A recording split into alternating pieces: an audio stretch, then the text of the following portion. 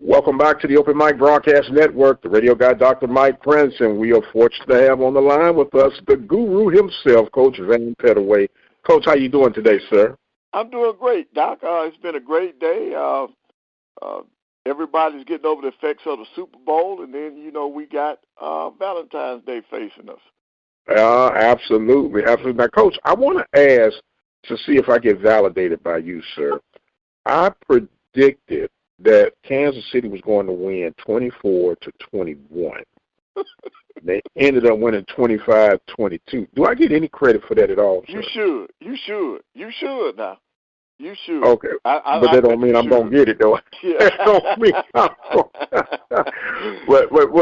It was slow. I can't lie to you, Coach. I kind of fell asleep, and I woke up just in time to see a pretty good ending Super Bowl.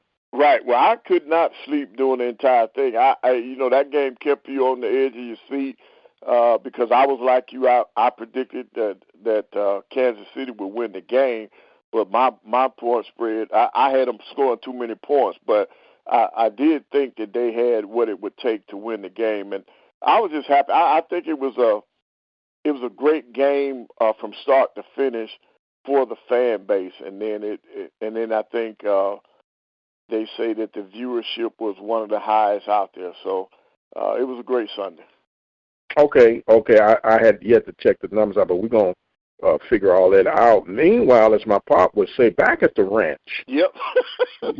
we got some things that are happening, and not in a favorable way for our squads when it comes to basketball. But nonetheless, the call speeds on its way, and the conference is, believe it or not, getting closer and closer to tournament. Right now, it's a little sketchy for my Panthers on the men's side of things, man. Right.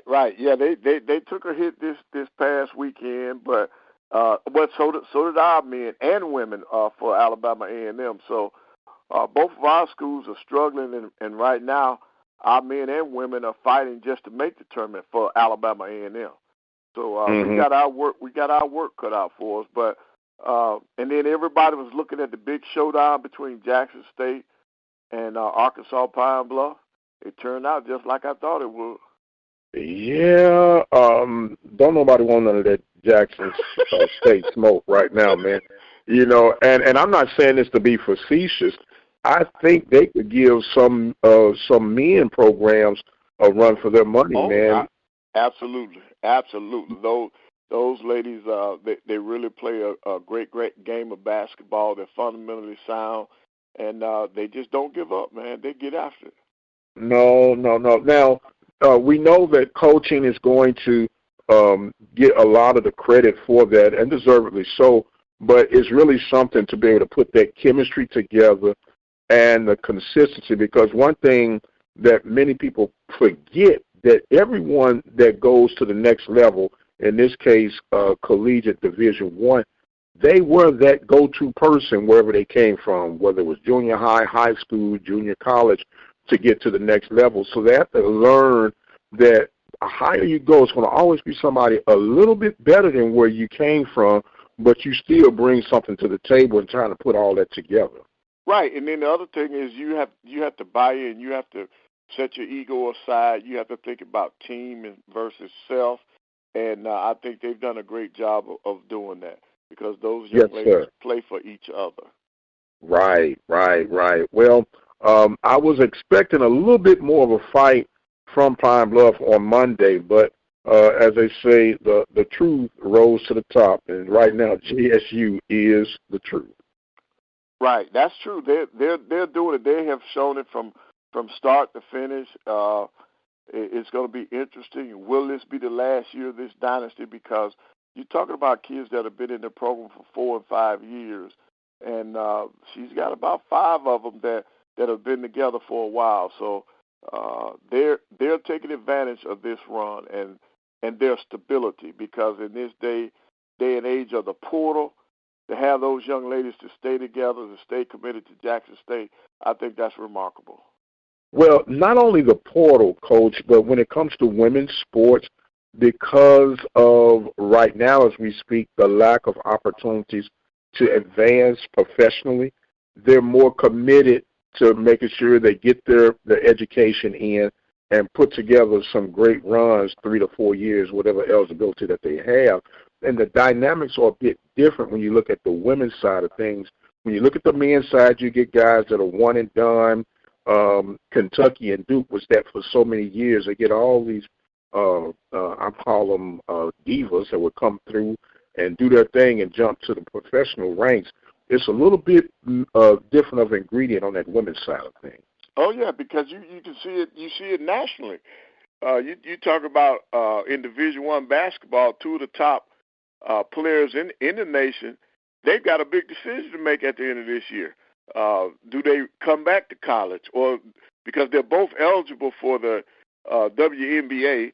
But I'm talking about Caitlin Clark and Angel Reese down at LSU. Mm-hmm. Now, these are two of the top players in the country. They have a big decision to make because right now they're both making more money at their respective universities than they will ever make per season in the WNBA. Yes, sir. Yes, sir. That NIL is, as they say, a godsend for many, isn't it? Oh, yes, it is. Yes, it is. Okay, now, Coach, of course, we had the games, and I guess I'm going to say the heartache, with the exception of Monday night, my Panthers came through on the men's side of things. I want us to kind of focus on these standings right now because it's getting crucial right now, Coach. And we ain't got many games left, man, and I'm trying to figure out how my Panthers on the men's side going to come through this thing, man. Okay, well, you want to start with the men first on the standings? Yeah, let's start with that because we know who's the queen of the women's side of things right now, but we'll sort that out. But right now, this men's division is really discombobulated. Right, and what you got here right now, Southern is at number 1 at 9-2. Grambling, after last night, they fell into second place by themselves at 8-3, and then Bethune-Cookman and Texas Southern are both tied for third at 7-4, and then here comes a log jam for that fourth spot. Alabama State, Jackson State, Alcorn are all 6-5. Okay, now that puts you probably in the top 7. Now here's the log jam for that 8th and final spot. Arkansas Pine Bluff, your Prairie View Panthers, and my Bulldogs. Those 3 teams are fighting for that 8th and final spot. Mm-hmm. This is going to be a dogfight down to the end. I think it's going to come down to the final week or final game, looks like, for us to find out who the top 8 teams will be. Absolutely. Yep, go ahead. No, I was going to say, and what's unfortunate, and it happens every time it sticks its ugly head up, somebody is going to lose a game that naturally they shouldn't lose to. Correct. Yep. And it's going to just make everything else go to a tailspin. Right, because right now, Florida A&M and Mississippi Valley, they have no shot. No shot. When I say no shot, because of the way they played, I don't think they can jump into that 8th spot. Mississippi Valley has yet to win a game. I feel for George Ivory. He's a good friend. He's a guy that I've known for years. He's 0-24, 0-11 in the SWAC, and then of course Florida A&M is 2-9 in the SWAC, 4-18 overall. So I think you can safely say that they're out of that race. But Alabama A&M, Prairie View A&M, Arkansas Pine Bluff, man, they got to get it done in the next 2.5 weeks. They got to get it done. Yes, sir. Because only one of those teams is going to make it. You're right. One of those teams is going to make it. And unfortunately, Prairie View is going to be taking on Jackson and Alcorn starting this weekend. And that's a tall order, Coach, with where things are standing right now for the Panthers. Right, and then you're right. But Alabama A&M, they get to host Mississippi Valley, and they also get Pine Bluff this weekend. So they can improve, they can help themselves, and they got them at home. Mm-hmm. And then when you look in the future, Alabama A&M still has to play Florida A&M. So they still have Right. teams that are under them that they can use to help maintain or move up in the standings. But having the opportunity to play Arkansas Pine Bluff, you don't get PV again, but to play Pine Bluff, it could really help them. Right. Now, from a coaching standpoint, you can only do what you can do. Yeah, we talked about peeking at the schedule and trying to get your guys together. If you're in that log jam with A&M, Prairie View, what's your mindset right now? What are you looking at? I mean, you can't go and start pulling people out the stands to come help you. You got what you got as far as personnel goes. What are you looking at as far as a way of trying to get through this mess and maze? Well, I'm going to take Alabama A&M. To me, they should feel pretty good where they are because when you look at it, they went on the road last night and beat one of the top-tier teams in Grambling. Now you get Grambling at your place. You get another game with them, and I just think that they're in a good spot. You got Pine Bluff this weekend. You got Valley. So you look at, well, I should be able to pick this win up against Valley because they have not won a game. That what they got to be concerned with though is having a letdown because now you went on the road, you beat Grambling. Now your next game is with Pine Bluff. You can really overlook them and be looking ahead to you got Mississippi Valley coming in on Saturday, and you could be overlooking them thinking about that showdown with Pine Bluff. So you got to be very careful because this, in this day and age, this would be considered a trap game, the Valley game. Right. Yeah. Right. Now talking about Valley, and we know Valley and FAMU at the bottom, but we know Mississippi Valley has been consistently at the bottom. We've talked about the budget, and we talked about, your friend Ivy, how he's, dealing. He's an alum there. And what and how, Coach, and I know money is going to be the main focus of things, but isn't there any other alternatives that you could do to try to put at least a program that can win you a game here and there? What do you think is missing from that program? Well, for him right now, I don't think they had the depth that they need. And the same thing happens in football. You think about it in football, Mississippi Valley can play with you for a quarter or two. But as the game goes on, they don't have the depth. And I think the same thing is happening in basketball. But I'm going to tell you this. Here's the difference, I think, in basketball. Their fans are still coming out. Because when you look at attendance at a Mississippi Valley home game, they still are drawing. They do a pretty good job. Now, I don't know what their ticket prices are and all that kind of stuff, but when you read the attendance factors, their fans are still supporting that basketball team. So they're still coming out in that regard. But in terms of them turning the corner and winning, I think Coach Ivory has, he's already has a SWAC championship under his belt when he was at Arkansas Pine Bluff, so he knows what it takes. I just think they're a player or two away from getting in the mix, being back to where you are afraid of going into Mississippi Valley. So I just think they're a couple of players away. Okay, now I want to bring it close to home for me. From your experience and knowledge of this game, from outside looking in, what do you think is the challenge at Prairie View currently? Well, in terms of the team, I just think that Coach Smith, because he's a defensive-minded person, I think he's going to always be in the mix. I think that since his last championship, the portal has hurt him because you all have lost some players to the portal that I think could have helped this program. I think that the players that you all lost were part of had championship DNA, and then you need that to influx the new people, to give that system and the ability to let those kids know what it takes to win a championship. You lost that when you lost those guys in the portal.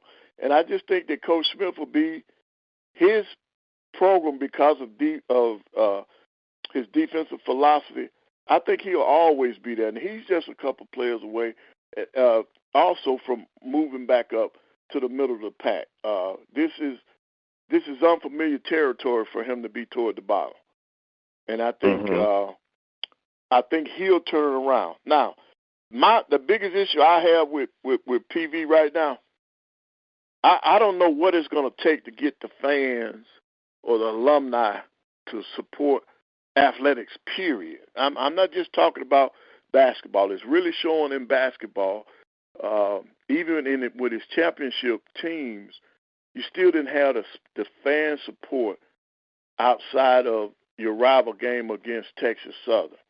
And then I can remember back when your football team was in contention for a championship and they had a home game and you still didn't have the people to come out to support the football team. So there's got to be a way to figure out what the fans want and what they expect, because you all have to get more people in the stands to support your athletic program. I mean, it's been I probably have been more disappointed in the fan attendance this year at basketball games than at any other time since I've been dealing with being on the air and looking at different programs and discussing things. I think right now PV might be toward the bottom of the league in terms of attendance. And then that's not fair, because on the men's side, you're not that far removed from a championship. No, you're not, and I really blame that on an identity crisis from my perspective. And you probably, what are you talking about, an identity crisis, Mike? I mean, you just won, championships and a pretty solid program, but and I don't know if it's because of the Texas stereotype that everybody's focused and concentrating on football, that nothing else really matters. And then when you look at the attendance in football, that's not showing to be true neither. Right. But so when I say an identity crisis, I'm talking about where people just assume that things will be the way that they are, and they could take it one way or the other, and there's no vested interest as a fan/supporter. And I look at a fan a totally different viewpoint than a supporter. Fans, to me, have always been finicky. They come if you're doing good, but supporters are consistent. Right. They gonna fuss if you're not winning, but they still going to support financially. They still going to attend the games when they can. And I think you have more fans that are coming through. And I guess the best term that I could give you, Coach, where it probably makes sense to you, is almost like the fan base treats this as a prison sentence. I'm just going to do my time, and I'm getting out of here, never looking back again. And they come in and get their education, their training, whatever their studies are going to be, and they're not focused as one would think they should be focused with the amenities that you have and the consistency of being in the middle of the pack programs. Now, some things are less desired in other sports, but we won't talk about all of those right now. But for your bread and butter, football and basketball, they've been pretty much in the thick and in the mention. Well, a lot of people get frustrated. Well, they're always in third, and if they do get to the top, they can't get through the threshold. So it's an identity crisis in big-time way from my viewpoint. Right, but is you know what, though? It's not just the SWAC. I'll give you a prime example. Think about Howard. At Howard, their football team is playing in a big game, and they probably had the smallest fan support of every team that's ever played in that ball game. So it's not just in the SWAC now. It's all over. I think on the HBCU level, all of us have a identity crisis, because it's just not working out in some places where the fans, the alumni, the students, are giving it their all, because we got students, just like you say, once they go across that stage, they never look back. They never look back. So we've got to find a way to reach our students so that they understand that this is their institution, and they got to become a part of it by not only attending the games, but when they leave, they need to send something back. They need to support the athletic programs financially because it's their institution. Right. And that's something that we all got to look at. It's not just in tech. It's all over. I saw a promotional, and I want to say it was for Prairie View. I could be off, but it was somebody. It was an HBCU.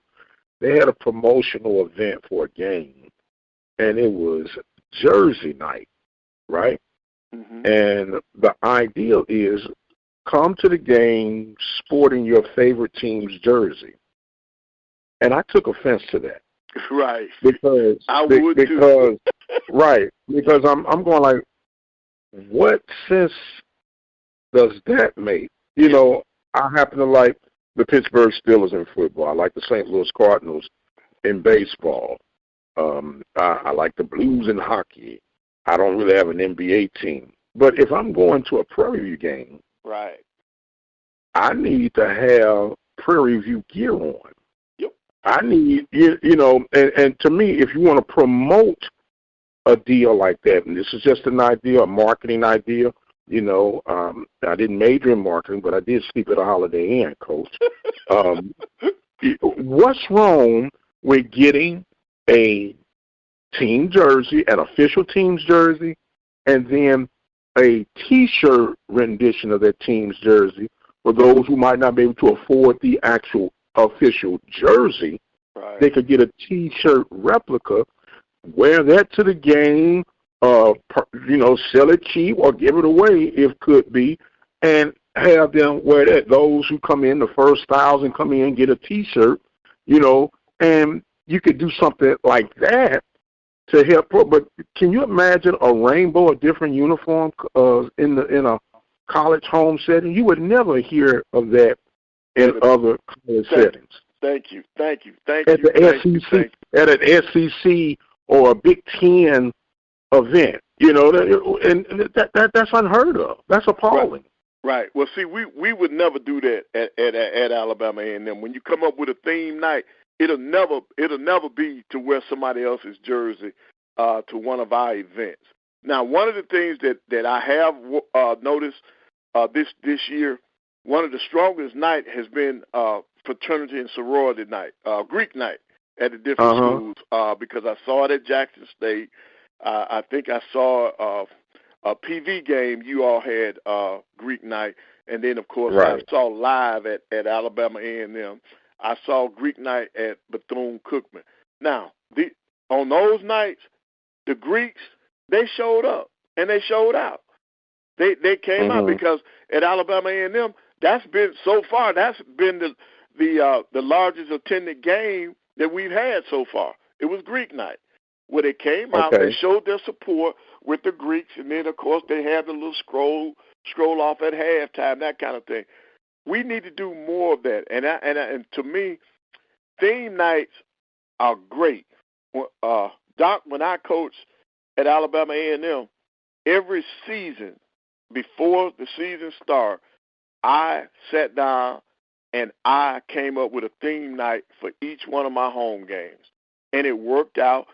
It was engaging for our students, and that's part of the reason why when I was there, we were either first or second every year in attendance, because we came up with different ideas to engage our community, to engage our students. You had military appreciation night. You had faculty and staff appreciation night. Of course, you're going to have the Greeks, but now this is what I did to help me out. I separated the Greeks. I tried to give them a particular home game and then had Greek night where they all came together. Because this is what I thought. I told my staff. I said, you know what? If we separate them, if I got Kappa night, the Qs are gonna come out to see what the Kappas are doing so they can outdo them on their night, and that's the kind of competition that we had during the course of the year. Then, of course, I'm gonna have my maroon out night, my white out night, that kind of stuff, school colors. But coming up with the different themes and engaging the students at halftime, I think that's part of the thing that brings them out. Having a high school senior night, these are all things that all of our programs should consider to help with our attendance. You just can't just roll the balls out and expect people to show up. Give them a reason for coming out, and I think that will help. Well, I know another ironic thing is you have to do very little promoting, because you hear a lot about, well, I didn't know when the game was. Nobody told me about the game. But everybody seems to know when rival night is. Oh, yeah. Right. And they know when rival night was rival night. Right. They know when rival night, and they know when homecoming.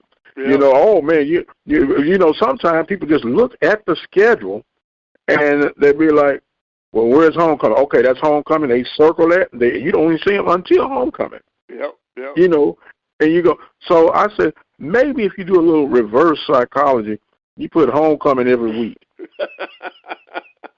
I don't know. Could we afford something like that? Perhaps. Or maybe we have Greek homecoming for the fraternities and sororities for each home game, and then bring them all together for the real homecoming for everybody at the end of the regular home season. I don't know what it's going to take, and I know that sometimes people think it's like beating a dead horse, but we really need to be looking at the forecast that's developing ahead of us with the Power Fours, the NILs, the transfer portal, the TV deals, and everything that's coming down the pipeline. We do not have NIL money. Let's just let that be known. We do not have it. It's not going to ever measure up and out, because I can probably give you $5, and then I might have to borrow it to give that to you. So when we look at the reality of things and what part, and I want people to hear and understand real good, this is not a complaint. This is a fact of something to be proud of. And it might sound a little on edge, Coach, but I'm going to ask for your forgiveness ahead of time. My pop used to tell me, you might not have a pot to pee in or a window to throw it out of, but what you do have, embrace it and be proud of it. There you go. Embrace it and be proud. Have. Correct. That's all you have. Right. So I might not ever draw 50,000 people, but let me feel my little 10,000-seat stadium, my 5,000-seat gym, whatever the case may be, because this is us. This is who I am. It's just like your home, Coach. I don't have a 30-room, 5-bedroom home, but the home that I have, I've earned it. The home that I have, I'm proud of. The home that I have, I maintain it. So let us take that approach, and don't worry about what anybody else is doing. Charity begins at home. Absolutely. Am I being preachy today? No, sir. I'm gonna tell you something. This needs to be out there. This needs to be out. It needs to be heard, and we need to understand it. Okay. Well, we didn't got on that. Let's get back to these women. These women. I mean, look, we're gonna do it like this, Coach. Jackson State and the rest of the crew. Okay, because I can't say enough about what they're doing, and it's not a fly-by-night. It's been consistency. Oh, this is what you call a real dynasty now. Yes, sir. Right, yes, right. Sir. What the Jackson State women have done, Coach Reed had created a dynasty because year in and year out, our teams in the SWAC right now, they celebrate if they can get just a win against her. We're not talking about championship. The championship is just to beat them, because right now they're standing at 11-0. Grambling and Arkansas Pine Bluff they're tied for second at 8-3. Southern comes in at next at 7-4. Now, Arkansas Pine Bluff had their chance. They had them at their place, and they weren't able to do anything. So, with Southern being at 7-4, Florida A&M is 6-5. Bethune. Now, here's a logjam on the women's side. Bethune-Cookman, Alabama A&M, and your Panthers. They're all at 5-6.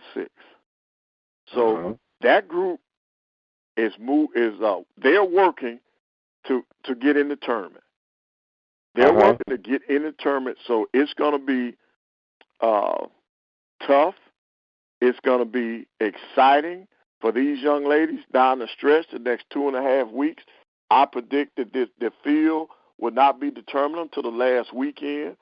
And then after PV, you got Texas Southern at 4-7, Alcorn State at 3-8, Alabama State at 3-8, Valley at 1-10. So my prediction is that Valley, Alabama State, and Alcorn have no shot. I think those three teams have already sealed their fate.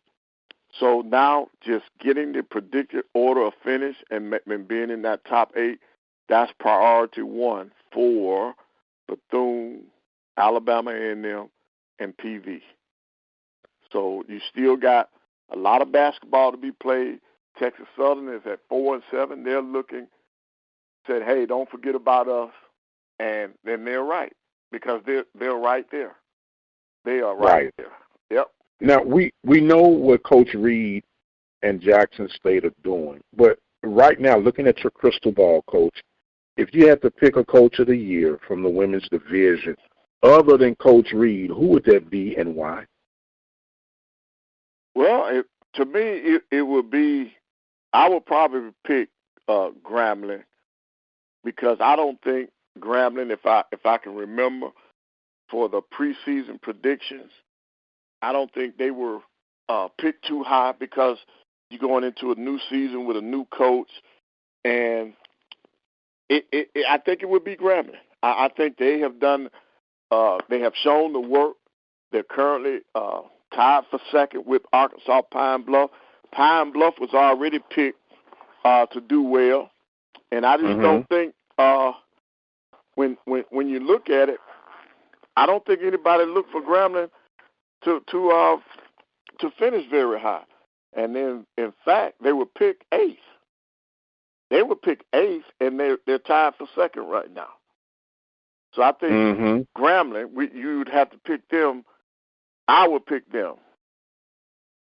as Coach of the Year and haven't done the best job. Right. And who would you pick real quickly from the men's division in that same category? Reggie Theus. Okay. At Bethune-Cookman. At Bethune-Cookman, right. Right. But then I'm going to tell you who most people would have to go with. They're going to go with Coach Johnson at Southern because he's got his first year coach. First year coach got him in first place. So he and Reggie Theus will be running a close race because you got to think about it now. Nobody picked Bethune-Cookman on the men's side will pick 9th. Right. Southern was at least picked 5th, even with a new coach coming in. Right. But because he's a new coach, I think you have to lead towards Coach Johnson. And if you would do that, you give him what they call it, new coach of the year, whatever rookie coach of the year or something like that. Right. Well, no, that's newcomer. I'm thinking of players. I'm thinking of players. Yeah, that's newcomer. So it's just going to be coach of the year. So I think the coaches will vote, and I think it's going to come down between Reggie Theus and Coach Johnson. And I think Coach Johnson would probably get it because he is a first-time coach. Coach Theus is going into his 3rd year. And but no, like I said, nobody expected them to do anything. They were picked 9th in the preseason poll. And people fail to remember as well that Coach Theus is also serving as the athletic director. Right, He's got double duties, man, and they've been holding their own pretty well. And Coach, we had been talking with our football guy, Coach Heiss Northern, about recruiting, and I wanted to touch a little bit about that for you at basketball. I know the budgets are slightly different. Do you have a guesstimation on the average budget for recruiting on an FCS level and even closer to home in the Southwestern Athletic Conference? Well, for years, everybody used to talk about the big budget that Alabama State men and women had, and I was around $35,000. Now, I mean, and then on the women's side to have $35,000, that had to be the top in the SWAC, because that's a big number. We never had anything close to that at Alabama A&M when I was there, or even on the men's side. Right. Yeah. Well, you staggered me when I heard that. I was glad I was sitting down. My knees kind of buckled. Right. 35. I thought you was about to say 3,500. No, you said 35. No. That's what I had at A&M, 3,500. But no. That figure was out there, man, and it was it shocked our people. And then here we are in the same state. This is our rival, and that's what I presented to our people. I said, look at what Alabama State is doing. Get us close to that. But it never happened. Because I know historically. Mm-hmm. I'm sorry for cutting you, but historically, Alabama State has always, from outside looking in, done a great amount of investing in non-revenue sports. Yep. That's why they've been consistent in baseball, softball, track and field, cross country, volleyball. And volleyball. Who can forget the ever so relevant Miss Penny Lucas White? And when you look at that consistency across the board, now they've been a little short from football wise. I don't know if because they were spreading the money out so evenly and fluently, but you're always short and looking for more money, right? But they have always done a consistent job, in my opinion. Right. But even in football, they're on the way up. Coach has done an outstanding job since he's been there. Coming back home, playing there. So they have gotten one of the strongest from top to bottom athletic programs that's been in the SWAC. Yes, sir. And you're absolutely correct. They went after the other sports first in terms of funding them, making sure that they had what they needed, particularly in the track. With track and field, they made sure that they had what they needed in terms of the scholarships. And that's why their programs have been so successful, because they have looked at other sports outside of football and basketball. You got to remember now, they're one of the last schools in the SWAC to get a football stadium. Right.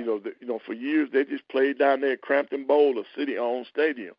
But now with their own facility on campus, and for the life of me, I can't think.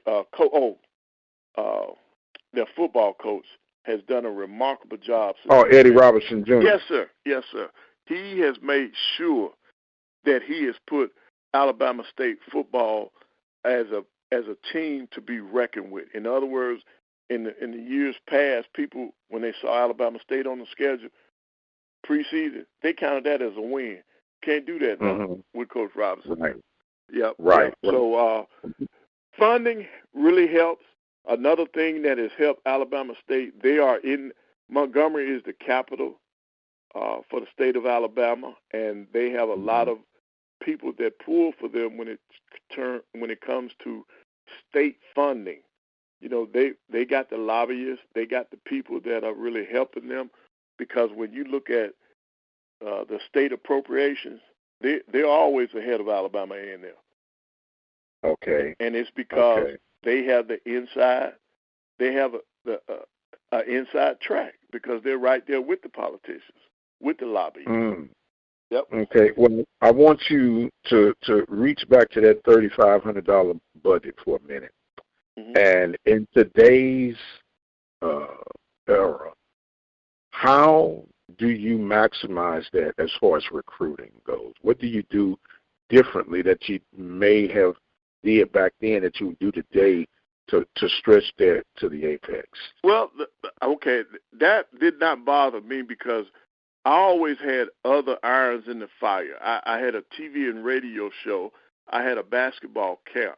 Now, instead of paying myself, I reinvested in my program. Now, I paid my assistants. If you come and work my camp, you're going to get a nice salary. But for me personally, other than expenses, I didn't take anything. I reinvested my TV show money. I reinvested my camp money into my program. If I needed to go somewhere, if my assistants needed to go somewhere, we went. Because now that money that the school provided for us in terms of recruiting, that went out on the first ticket or the first cancel ticket. You know, you can get an airline ticket, and then if that recruit changes his mind, you know, that's gone. So what we did outside of fundraising, asking alumni to make donations, what we did from our camp, the television and radio, that supplemented our budget for recruiting. So we still got out. We just didn't have the $35,000 that some of the other schools had, but we made it happen. We made it work. We didn't look for excuses. You did not. You can't do that. I've never believed in that. I can remember you had a young giant of a young man that was playing post for you. Tall, bright skinned, and his name is escaping me right now.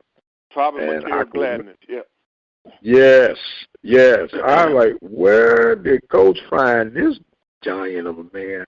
You know, when you go for recruiting, people always say, we got enough talent in the state. We don't need to go outside the state. And I don't know if you're thinking about out-of-state expenses, you know, and compared to in-state expenses. But sometimes it's not as easy said as done, right, Coach? You could have a guy, and I always say a guy got to want you just as much as you want them first, and then they got to have the talent set to fit your style of play. Absolutely. You hit the nail on the head. Doc, this is what a lot of people don't understand. Excuse me. This is what a lot of people don't understand. A kid could be right there in your hometown. He could be right here in Huntsville, Alabama. That kid has grown up in Huntsville 17, 18 years. Now it's time for him to make a decision on going to school. He doesn't want to come to Alabama A&M. You know why? He's been around mom and dad all his life. He wants to get away. He wants to get away. And sometimes our alumni and fans, they don't understand that. And then when you say that you can recruit in your own state, now Alabama is not a very large state when it comes to basketball now. So if we get a few recruits in basketball that are great prospects that can play on the Division I level, well, you got Alabama, Auburn, UAB, all these Power 5 schools, they got to get their picks first. Then comes us. And now we're competing with all the other FCS schools in our state. Right. So our state is not large enough for us to just concentrate on the state of Alabama when it comes to basketball. We got to go to neighboring states. Georgia. That's why we've always had success in Georgia, because that's right next door. Tennessee, that's right next door. The only state that's next to us that we have not had a lot of success with has been the state of Mississippi. Now, for basketball now, I have not had a lot of success with plucking kids out of Mississippi to come play in Huntsville. And part of now, why do you think that is? Well, because we're on the northern end of the state, and to get a kid from Mississippi, sometimes that's a long ways for them. Okay. That's a long. Okay. And then contacts. I've never had the contacts in the state of Mississippi like I have in Georgia, like I have in Tennessee, like I had in Florida. Okay. And that's just a fact of life. Got you. Mm-hmm. That when you look at all these factors, You still have enough blueprint. Now, I think all of our problems are finding those, when I'm not just a big man, but a serviceable big man, right, that can be that, because the big men that we've customarily got, when I say we, I'm talking about the SWAC, has been a guy who was so raw that by the time he got it together, his eligibility was up. Correct. Right, you had to develop them. You see, we don't get the ready-made big man. We have to develop them, and Right. that's what we've always done in the SWAC. The coaches have always done a good job of developing kids because, before this NIL, that you knew that kid was going to be in your program. But now it's a different animal. Now you can get one, and if you develop him, good luck if you can hold on to him. Well, we're the new JUCOs, right? And not just SWAC, but just FCS. They're the new JUCOs. These guys come in here where they were under the radar, they get a little recognition, and then they say, see you, wouldn't want to be you. Right. It's amazing. It's amazing. Well, we won't sit up there and rehash the old time, Coach, but it's still a bright future for college athletics, although it's going to look so much different than what we've been accustomed to. And it's just something that you're almost like a car wreck. You peek at it, you don't want to see it, but you're kind of curious to see what's developed, and only time's going to tell, and it's moving much faster than what people are really realizing right now. Oh, yes. So, Coach, we are, as they say, coming toward the end of another, as they say, journey on today. But do you have any reflections, thoughts, or comments you'd like to share with us today, sir? Well, yeah, I just think this basketball race on both the men and women's side, on the men's side, first place is still in doubt. On the women's side, I think Jackson State is a clear-cut favorite. And I think it's going to, for seeding, for making the tournament, for both men and women, it's going to come down to the last weekend. I think on tap this week, Jackson State is playing. It will be at home this week, so the Florida schools get an opportunity to come in and see what it's like down there in Jackson, Mississippi. For PV, you all are gonna be taking on the number one team on the men's side. So there's a lot of basketball left to be played. It's not over with. I just want to encourage the fans, the alumni, to get out and support their respective schools, because these kids are paying a price by going out there, practicing, working out, doing everything to represent your institution. So show them some love. Show them some love by attending the games. And with that being said, as you so beautifully put it, Coach, I think you are really molding the future alumni on how they're being treated and received. And they'll go, when they become in that position, their attitude is more than likely to be, well, nobody cared if I played, so why should I care if they play? And if you're not careful, it can continue this negative culture, and everybody loves that word culture. I hate it. Culture this and culture. Well, and I've said again as we get ready to close, coaches are not responsible for your culture. Your fan base, your student body, your alumni, your administrators are who set the culture for whatever coach you bring in to add to the culture. It's not their job to develop, but to add with bringing a winning, consistent, competitive program.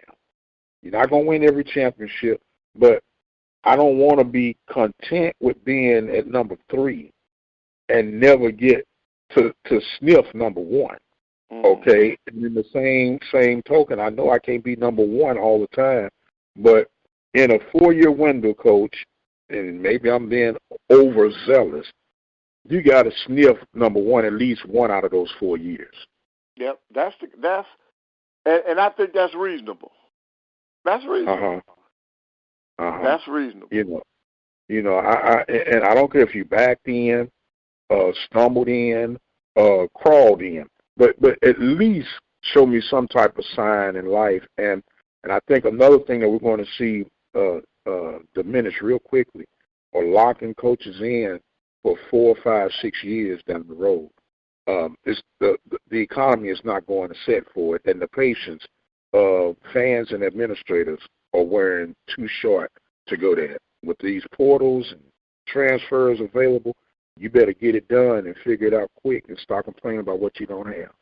Right, but now, in saying that now about the coaches' contracts, that means that you're going to have at that rate, you're going to have turnovers in less than 4 years. If the program is that's the cycle. That's the cycle, Coach. Mm-hmm. And from the way I'm looking at it, if a coach has been at one place for 10 years, you better start looking over your shoulder, because the 10. You coaching 25 years, Coach? In the same spot. That's what I'm talking about. In the same spot. That's gone. Every time I had a presidential change, every time I had an athletic change, I had to look over my shoulder. Mm-hmm. Every time. Mm-hmm. And so when you look at the trend, these coaches are doing 3 to 5 years max, and they're going to the next job. Yep. Because and the way these contracts really aren't worth the paper they're written on these days, because the buyout clause and escape clauses, because you can set yourself up. Now, in our case, and I hope this don't open us up too deep or longer, I personally think we are setting ourselves up for a hardship when we're trying to keep up with a good coach. I'll say a good coach has a good run, and you overextend them and pay them for what they've done. Well, when you compensate that coach for what they were when they got here and they happen to work their way out, that's part of the game. That's part of the level that we're on. But then when you try to pay them back for past victories, then you lock yourself in, and then it turns out ugly on the backside. Yep. That's been the model. That has been the model. Yes, sir. Yes, sir. It's just like anything else. When for anybody that's young, still listening, when you get out of college, don't expect for you to go get a job that's going to pay you $200,000 a year. You might start at an entry job at $45,000, $50,000 a year, and you keep grinding. You're going to make it. You might find out I might go here 2 years, 3 years, then I'd get another opportunity. And it's the same thing with the coaching sphere.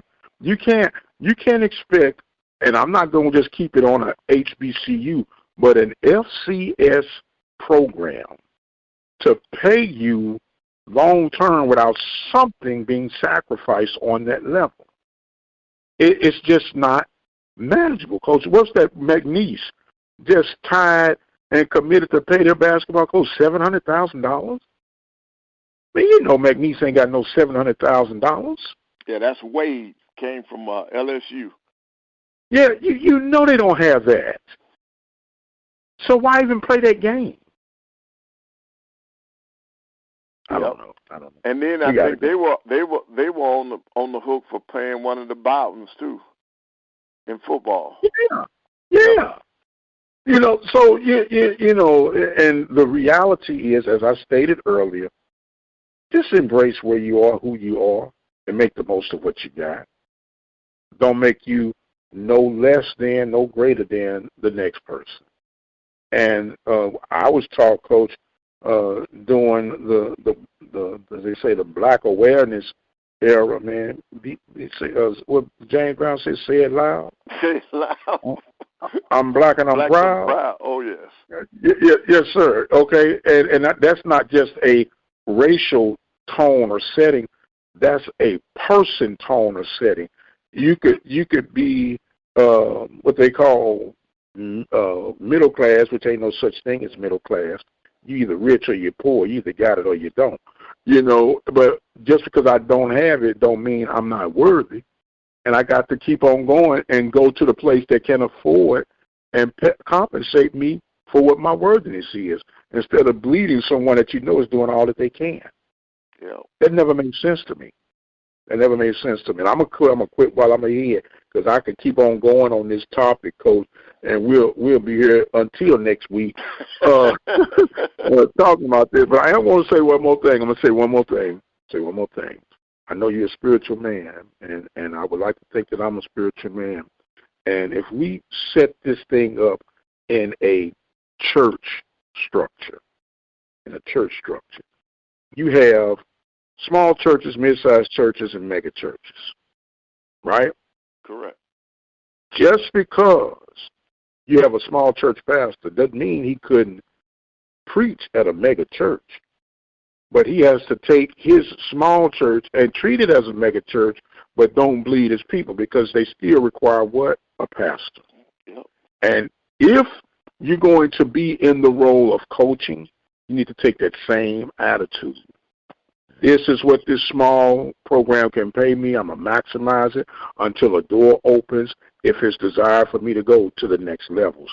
And don't hold the small people hostage. And I see that happening in today's society from the athletic point of view. And on that note, Coach, I thank you so much for being a part of this movement.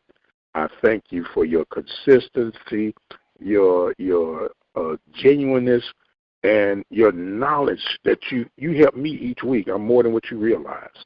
Because I'm just a simpleton, sir. I think simple, I operate simple, but simple is what simple does, and simple still works, at least for this old fellow. And I'm going to keep on keeping on. And I just want you to know you're truly appreciated here, sir. Well, I really want to thank you. I really want to thank you. And we can just sum it up by saying the blood still works. Oh, yes. It still works. And on that note, he is our guru, Coach Van Pettaway. I am the radio guy, Dr. Mike Prince. I do want to remind you guys that you can follow me on X at the Mike Prince Show.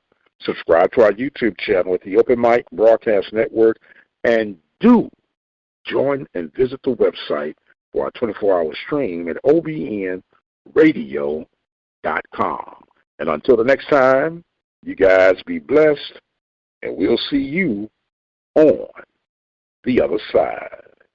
It's that time of year again. The Prairie View Athletic Club, in support of Prairie View Athletics, will be having their annual raffle ticket fundraising event where you have a chance to win $1,500 or $250 in gift cards. You can get raffle tickets for $4, or you can get a book of 10 for $35. You will also get a chance to show your domino experience for the first annual domino fundraiser for the Prairie View Athletic Club in partnership with the Panther Support Network. That will be on the campus of Prairie View A&M University during the weekend of spring football, purple and gold game, in addition to the PV relays. So it's a whole lot in store for you, where you can get a chance to show your support both ways: the annual fundraising raffle event and the first annual domino event for the Panther Support Network. For more information, please feel free to get in contact with Mr. Greg Austin. He can be reached at 713-562-8181. You can also reach out to Dino Robertson at 713-417-2090.